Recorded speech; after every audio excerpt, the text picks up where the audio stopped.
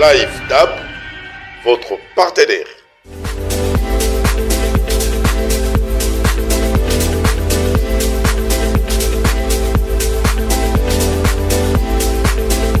Lundi 14 juillet 2025, amis téléspectateurs, mesdames, mesdemoiselles et messieurs, je vous remercie énormément du fait que vous êtes devant vos petits écrans pour suivre la revue de presse qu'on appelle À la Une. À la Une d'aujourd'hui, on a divers sujets, on parlera beaucoup de l'actualité politique de la semaine qui vient de s'achever. On vous parlera aussi de tout ce que nos confrères Gauthier C, Edmond Izouba, Dou Jésus, Bélédou et tant d'autres nous ont écrit en ligne. À la présentation, comme toujours, c'est votre humble serviteur qu'on appelle Amouli Binamissi Dédé, et on débute avec Live Tab. Kinshasa, Gentilini Mbaka Ngobila face aux agents publics pour un dialogue de redevabilité. Après avoir reçu le prix d'excellence pour sa gestion de la ville de Kinshasa, le sénateur Gentilini Ngobila Mbaka a répondu à l'appel du KKP, cadre de concertation des agents publics. C'est samedi 12 juillet, l'amphithéâtre du Centre culturel de Kinshasa a accueilli une rencontre d'échange et de redevabilité. L'objectif, ouvrir un espace de dialogue franc entre le dirigeant et les agents publics autour des actions menées, des obstacles rencontrés et de perspectives d'avenir. Après le mot des circonstances du président du KKP, plusieurs anciens membres du gouvernement provincial de Kinshasa ont pris la parole, ainsi que le directeur général honoraire de la DGPEC, Lisa Nembalemba pour la santé, Laetitia Benakabamba pour l'environnement et le DG et l'ex-DG de la DGPEC, la direction générale de publicité extérieure de Kinshasa, Monsieur Moïse Moupata, ont salué un leadership visionnaire, orienté vers l'action. Prenons la parole à son tour. Le sénateur Gentilini Ngobila a déclaré qu'il n'est pas venu pour se glorifier, mais pour rendre compte. Gérer Kinshasa, c'est répondre à un besoin collectif et durable. À notre arrivée, le tableau était sombre. Un endettement odieux de plus de 66 millions de dollars légués par nos prédécesseurs. Un déficit structurel alarmant et une lourdeur administrative préjudiciable à une gouvernance efficace. Il a dressé un bilan détaillé d'infrastructures, modernisation du marché central, routes transcommunales, éclairage public, mais aussi de projets ambitieux comme Métrokin et Métrobus. Aujourd'hui freinés par manque de financement suffisant, mais cela ne signifie en aucun cas leur abandon. Au contraire, il reste de priorités stratégiques et de matérialisation effective nécessite la synergie entre le pouvoir public, le partenaire technique et financier, ainsi que l'engagement du gouvernement central. S'agissant du marché central, le sénateur a précisé qu'il est le fruit d'une ingénierie pensée et mise en œuvre par son équipe, grâce à une stratégie financière innovante. Un compte séquestré a été alimenté et a atteint aujourd'hui plus de 35 millions de dollars. Ce fonds a servi de garantie absolue aux porteurs d'affaires, la société Sogema, permettant ainsi de lancer les travaux dans le cadre sécurisé et transparent. Dans une allocution empreinte de pédagogie et d'humilité, Gentilini Ngobila a plaidé pour une administration publique forte, éthique et entièrement dédiée au service du citoyen. Gouverner, ce n'est pas imposer, c'est écouter, dialoguer, corriger.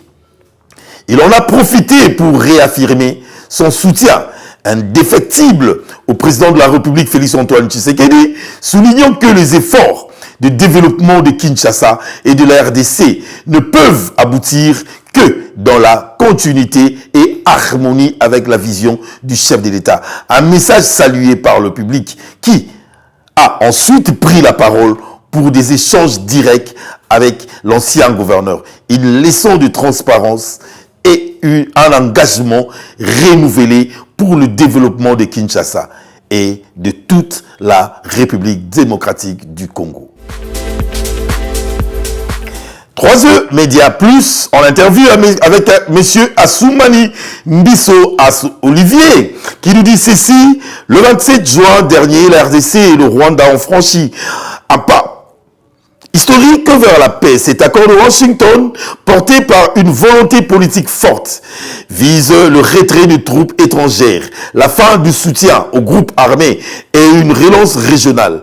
Le président Félix-Antoine Tshisekedi démontre ici sa hauteur de vue et son engagement pour un Congo uni, respecté et tourné vers la paix. Saluer cet accord, c'est soutenir la vie, la stabilité et l'avenir de notre nation. Le peuple attend des actes, mais cette étape est un signal fort que nous devons porter. Nous en appelons à l'ensemble des acteurs politiques, religieux, communautaires et citoyens à accompagner cet accord avec vigilance et esprit de responsabilité. Que Dieu bénisse les Congos et que tous les artisans de paix soient bénis. Signé M. Assoumani Mbisso Olivier. Nous continuons, nos amis de Netic News, de notre confrère Gauthier C. Lui à la une, ici, RDC, Vital Kamerhe sous pression. Dérapage calculé ou stratégie d'homme d'État. Le président de l'Assemblée nationale, Vital Kamerhe, se retrouve au centre d'une tempête politique qui ne faiblit pas. Alors que le pays fait face à une crise sécuritaire d'ampleur, ces prises de position tranchées et certains gestes symboliques irritent une frange de partisans du président Félix Tshisekedi. Sa récente participation à la 50e session de l'Assemblée parlementaire de la francophonie APF a relancé le critique contre celui qui a succédé à Christophe Mbosso au perchoir. Le geste qu'il a fait, qui fait débat, une accolade chaleureuse adressée à Moussa Fazil Harerimana, vice-président du Parlement rwandais. Lors de la réunion internationale, pour beaucoup, cette image suffit à accuser Kamerhe de collusion avec l'ennemi. Dans un contexte où les relations entre Kinshasa et Kigali sont à couteau tiré, en raison du soutien présumé du Rwanda au M23. Kamerhe accusé d'être un Rwandais infiltré. Depuis cet épisode, les critiques se multiplient sur les réseaux sociaux. Certains internautes appellent purement et simplement au départ du président de la Chambre basse. Les accusations sont lourdes, souvent teintées de xénophobie. Kamerhe est un Tutsi rwandais qui se joue de nous depuis 1999. On va bientôt s'occuper de lui. Peut-on lire dans deux commentaires virulents. Ces attaques relayées, notamment par certains partisans du régime en place, interrogent sur le climat politique actuel où tout geste, même protocolaire, peut être interprété comme une trahison nationale. Une mémoire sélective.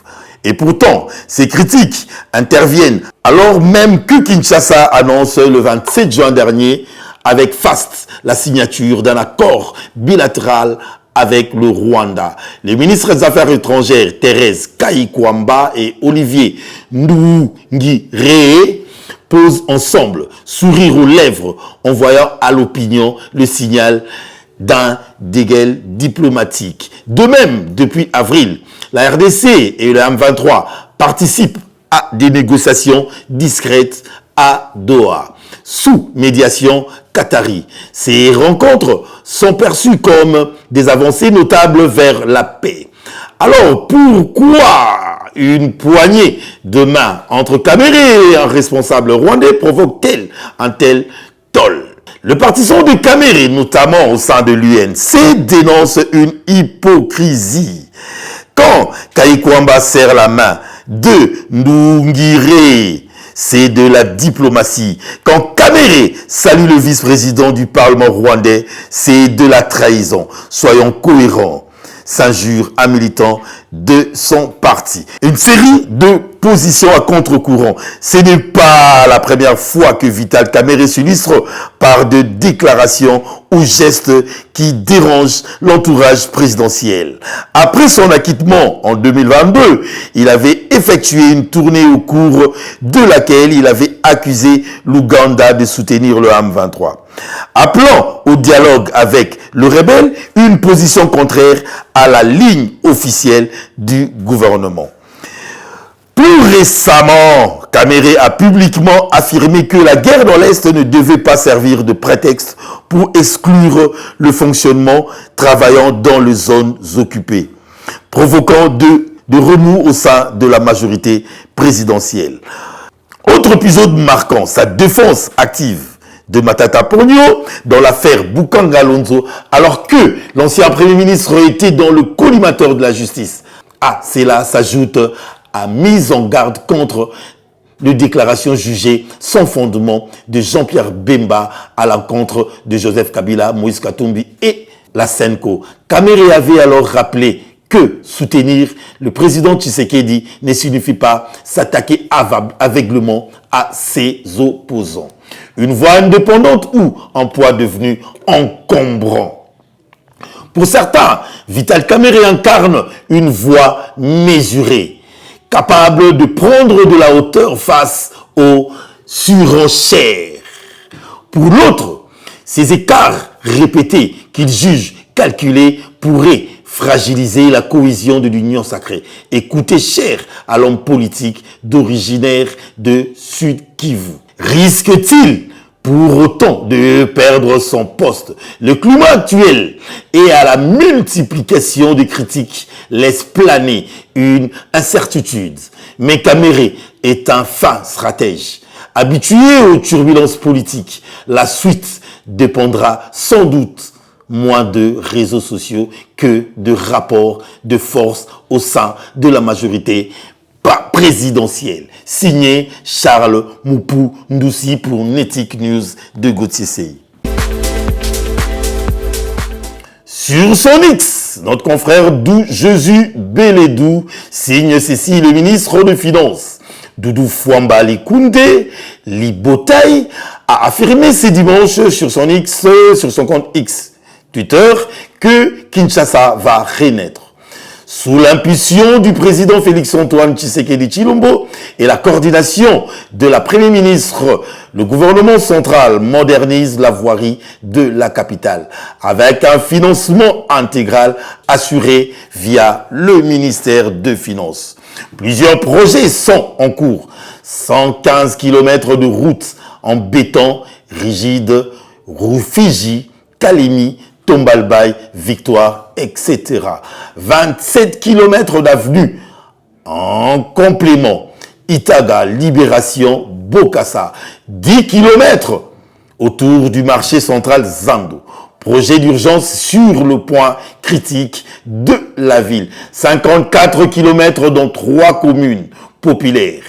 Projet spécifique Ouangata, Isoke, Kikwit.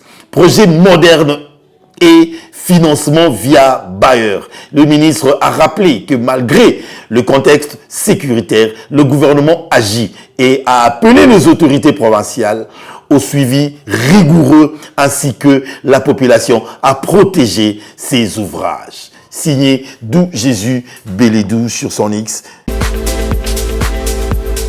Sur son X, notre confrère Edmond Izouba signe ceci, diplomatie parlementaire, le grand oral de Vital Kamere à la PF. La RDC et le Rwanda sont condamnés à vivre en bonne attente, dit Vital Kamere. Aucun de deux pays ne déplacera l'autre, précise le président de l'Assemblée nationale. À nous, le politique, de jouer notre partition. Il rassure que la RDC est prête à faire la paix avec son voisin, le Rwanda. Elle est prête à pardonner sans renoncer à la justice et à la réparation. Vital Kamerhe s'exprime ainsi à la clôture de la 50e session de l'Assemblée parlementaire de la francophonie à Paris, signé de Moïse Jouba sur son X.